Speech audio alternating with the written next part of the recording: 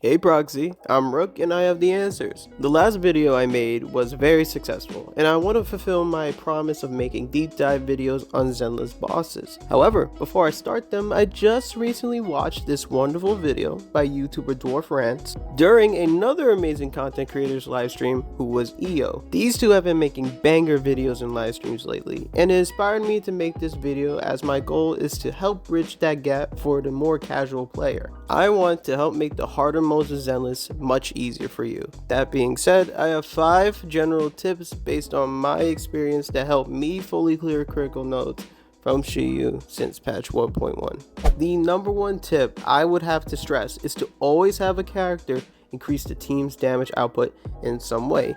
It could be through their kit, it could be through their W engine or weapon, whatever you want to call it, or it could be the drive set you put on them. The more you do this for your team, the better the outcome. Look, I hate the word HP inflation, not because I'm too loco and pretend it doesn't exist, but the phrase sounds very awful, especially for the casual or new player. If you don't know what it is, simply put, HP inflation is the health percentage increase of endgame enemies as time goes by. I don't really care for getting political about it, I just prefer finding ways to deal with it as a community. For example, having disc set combinations such as 4-piece Astral on your support will always be effective in increasing the team's overall damage. For attack agents, you can go 4-piece Woodpecker if they're on the field a lot, or Hormone Punk instead if they're only on the field for the stun phase.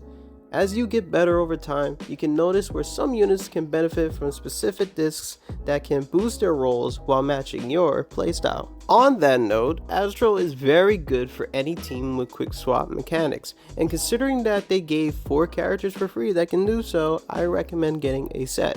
If you're curious who I'm referring to, for newer players, it's Nicole and Sakaku, and for OG players, it's Lucy and Pulchra. The second tip is to understand how crowd control works. Crowd control, or CC, is when you're able to group up or disable your enemies. You're going to get tired of me saying her name a lot, but Nicole is the 3rd unit you get for free in Zenless, and she remains one of the best CC units in the game. In Shiyu especially, she can group up those pesky units that are annoying to chase around as they're just all over the place.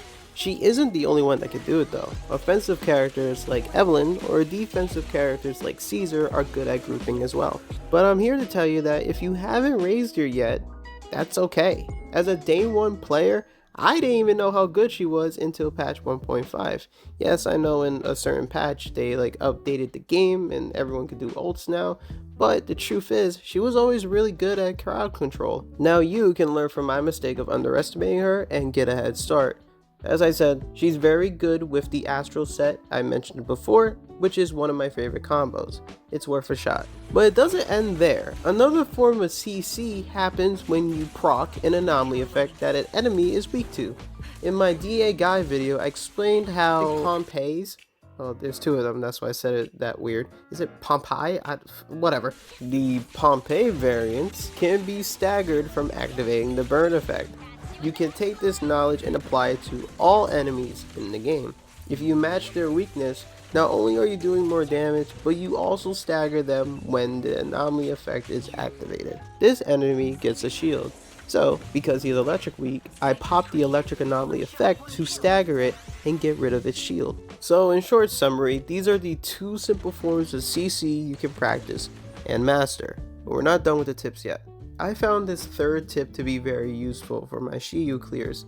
That is to match the advertised agents with the content. No, I'm not saying summon for them, I'm saying the opposite. This can also apply for DA as well, but in Shiyu, the buffs are much more limited and important. They determine these buffs based on the release characters of the current and previous patches. Notice how the ice damage and ether bonus is the current buff, well, at least in the making of this video. That's because Hugo is being released and Vivian was released prior, and Juyen was available as a rerun last patch. Furthermore, notice the keywords stunned or anomaly, because we got reruns of Jane and Lighter this patch, as well as Trigger with Bernice last patch. So you don't need the character that's being thrown at you, you need something like them. Even though Hugo looks dope, I'm not getting him, but that's because I have Ellen to make an ice stun team.